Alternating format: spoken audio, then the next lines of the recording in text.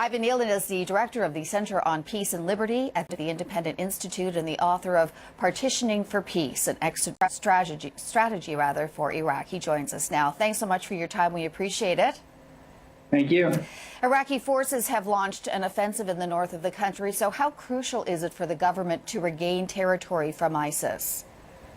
Well, I think it's pretty crucial. The Iraqi army has fled, and a lot of the units haven't functioned very well. A lot of their equipment is now in the rebels' hands. So I think it's any victory they can get now will shore up the morale and hopefully turn things around. The U.S. is using drones to protect American civilians and assets in Baghdad. How do you think the American involvement will expand from this?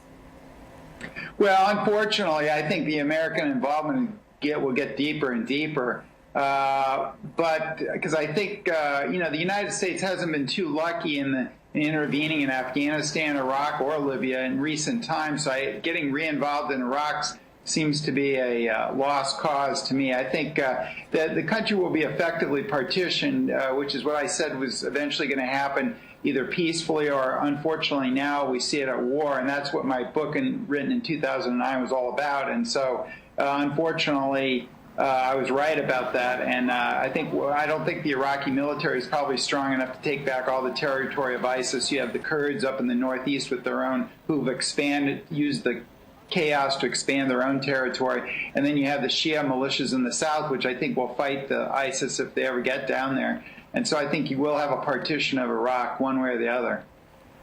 So you actually see a formal splintering of the country?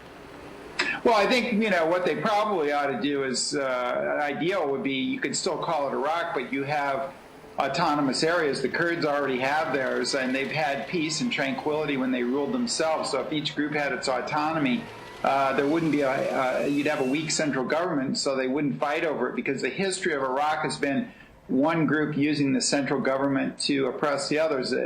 Previous to this, it was Sunni rulers, the last one of which was Saddam Hussein. Now we have a Shia ruler who's oppressing the Sunnis, and that's why this group is very brutal. But the reason they're getting so many gains is you have to have public support if you're a guerrilla force, and they get support in the Sunni areas because of the Shia government has been oppressive. Now, if they would rule their own territory, I think there'd be a backlash of moderates, as there was when the U.S. was there against the al-Qaeda in Iraq, which is the same group, only it's morphed into this group that's called a different thing. So anytime a group gets really extremist, these people are good at attacking things and beheading people and killing people, but they're not good at ruling. And I think even if they do carve out an area, and they have done that already, whether they can rule it without a backlash among more moderate factions is sort of doubtful, I think. And finally, Ivan, how well equipped are Iraqi forces to fight off the militants? Well, a lot of their equipment is in the militants' hands when they ran the first time.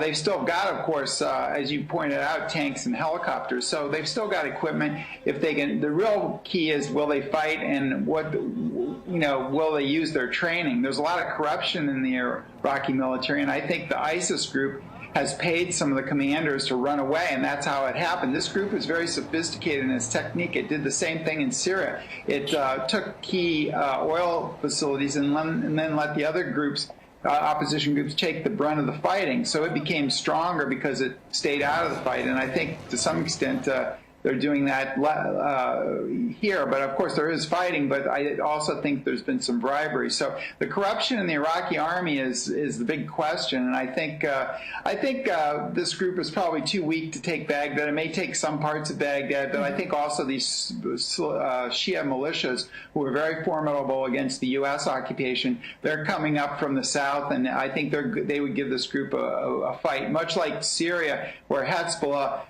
really shored up the poor Syrian military. These militias, whether it's ISIS or the Shia militias or Hezbollah in Syria, they fight for ideology. They're very zealous. They're not scared to die. Right. The Iraqi army, on the other hand, is corrupt, and you pay them and they'll run the other way. All right, Ivan Eland, the director of the Center on Peace and Liberty at the Independent Institute and the author of Partitioning for Peace, an exit strategy for Iraq. Thanks so much for joining us today. We really appreciate it.